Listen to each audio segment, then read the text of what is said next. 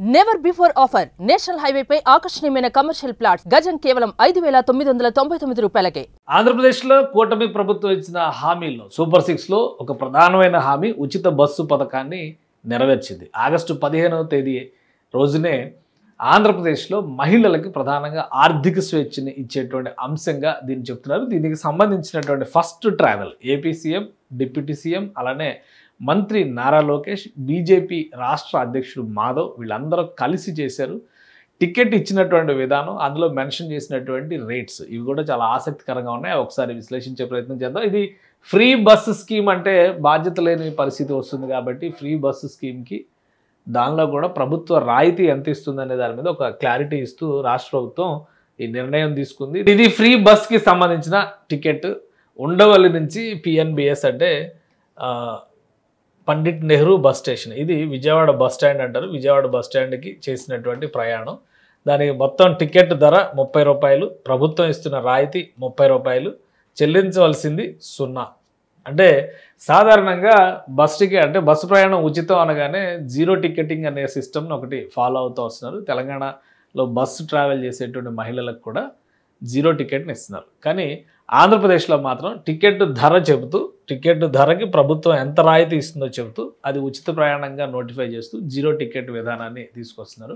So దీనివల్ల ఏంటంటే ఉచితం అనేది అనుచితం కాకూడదు అనేటువంటి ఒక ఆలోచన దీని వెనక ఉండవచ్చు. అలానే టికెట్ ఇచ్చేటువంటి విధానంలో కూడా ఆంధ్రప్రదేశ్ ప్రభుత్వం స్త్రీ శక్తి పేరుతో పెట్టినటువంటి ఈ స్కీమ్ని ప్రత్యేకంగా ప్రజల్లోకి తీసుకెళ్లాలనేటువంటి ఒక ఆలోచన చేసింది. కాబట్టి టికెట్ ప్రజెంట్ చేసేటువంటి విధానంలోనే కొన్ని మార్పులు చేర్పులు తీసుకొచ్చి మిగతా రాష్ట్రాలతో పోల్చి చూసినప్పుడు, కర్ణాటక కానీ తెలంగాణ కానీ పోల్చి చూసినప్పుడు డిఫరెంట్గా ఉండాలని చెప్పని ఈ ప్రయత్నం చేసినట్టుగా కనిపిస్తుంది. ఇది బస్సు ప్రయాణానికి సంబంధించి అంటే ఉండవల్లి మంగళగిరి నియోజకవర్గంలోకి వచ్చేటువంటి ప్రాంతం. సో ఉండవల్లి నుంచి ఇక్కడ విజయవాడ బస్ స్టాండ్ వరకు జరిగినటువంటి ప్రయాణంలో ఆంధ్రప్రదేశ్ ముఖ్యమంత్రి చంద్రబాబు నాయుడు, ఉప ముఖ్యమంత్రి పవన్ కళ్యాణ్, ఆ నియోజకవర్గ ఎమ్మెల్యే ప్లస్ మంత్రి నారా లోకేష్, అలానే బీజేపీ రాష్ట్ర అధ్యక్షుడు మాధవ్ కూడా ఉన్నారు. కొంతమంది మహిళలతో కలిసి వాళ్ళు ప్రయాణం చేశారు.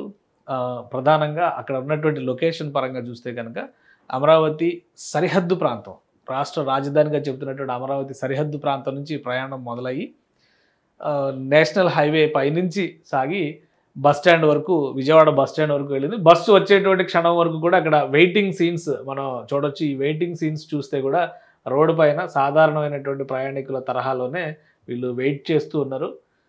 ముఖ్యమంత్రిని లోకల్ ఎమ్మెల్యేగా నారా లోకేష్ రిసీవ్ చేసుకున్నారు. బస్సు వచ్చే వరకు వెయిట్ చేశారు. ఆ బస్సు ప్రయాణాన్ని ఏ విధంగా ఉంటుందో ఆస్వాదించేటువంటి ప్రయత్నం చేశారు. అలానే ఈ బస్సు ప్రయాణానికి సంబంధించి మరికొన్ని అంశాలు ఉన్నాయి. ఏ బస్సుల్లో ప్రయాణం చేయవచ్చు, వాటికి సంబంధించినటువంటి వివరాలు కూడా ఒకసారి మనం పరిశీలిద్దాం. సో ఈ బస్సు ప్రయాణానికి సంబంధించి ఆంధ్రప్రదేశ్ ప్రభుత్వం కొన్ని పారామీటర్స్ పెట్టింది. ప్రధానంగా 5 రకాల బస్సుల్ని ఈ ప్రయాణానికి సంబంధించి కేటాయిస్తున్నారు. ఇది పల్లె వెలుగు బస్సు, తర్వాత express service, metro service, ultra Palle Velugu, ordinary bus. ఈ బస్సుల్లో ఈ ఫ్రీ స్కీమ్ నడుస్తుంది. అంటే మహిళలు చేసేటువంటి ప్రయాణానికి సంబంధించి ఎలాంటి టికెట్ ధరలు చెల్లించాల్సినటువంటి అవసరం లేదు. మిగతా బస్సులకు సంబంధించి చూసినప్పుడు అంటే ఇతర కేటగిరీలకు సంబంధించిన బస్సులు కూడా చాలా రాష్ట్ర రోడ్డు రవాణా సంస్థ నడుపుతుంది. కాబట్టి ఆల్ నాన్ స్టాప్ సర్వీసెస్ బస్సులు, అంటే నాన్ స్టాప్ బస్సులో ఇది రాదు, ఈ స్కీమ్ అప్లై కాదు. అలానే చార్టెడ్ బస్సెస్ వీటికి అప్లై కాదు, లగ్జరీ బస్ సర్వీసులకి అప్లై కాదు, సప్తగిరి ఎక్స్ప్రెస్కి అప్లై కాదు, ఇంటర్ స్టేట్ సర్వీస్ బస్సెస్ అంటే ఇప్పుడు ఆంధ్ర తెలంగాణ మధ్య నడిచేటువంటి బస్సులకు కూడా ఇది అప్లై కాదు, ప్యాకేజ్ టూర్ బస్సెస్ కూడా అప్లై కాదు, అల్ట్రా డీలక్స్ బస్సెస్కి అప్లై కాదు, స్టార్ లైనర్లకి అప్లై కాదు, ఏసీ బస్సులకు కూడా అప్లై కాదు. సో ఇట్లా ఒక కేటగరైజేషన్ చేసింది రాష్ట్ర ప్రభుత్వం. ఇది కొన్ని రకాల బాధ్యతల్ని ప్రజలకు తెలియజెప్పేటువంటి క్రమంలోనే, ప్లస్ అల్పాదాయ వర్గాల ప్రజలకి, ఎక్కువగా సాధారణ బస్ సర్వీసులను ఉపయోగించేటువంటి ప్రజలకి, వాళ్ళ అవసరానికి, వాళ్ళ జీవనోపాధికి అంటే దగ్గర ఉన్నటువంటి పనుల కోసం వెళ్ళేటువంటి వాళ్ళకి ఒక వెసులుబాటు ఇవ్వడం కోసమే ఈ స్కీమ్ని అమలు చేస్తున్నట్టుగా రాష్ట్ర ప్రభుత్వం చెప్తుంది. అందరికీ ఉచితం అనేటువంటి స్కీమ్ పెడితే ఇది ఒక అనుచితమైనటువంటి పథకంగా మారే ప్రమాదం ఉంటుంది. కాబట్టి రాష్ట్ర ప్రభుత్వం ఈ నిర్ణయం తీసుకుంది.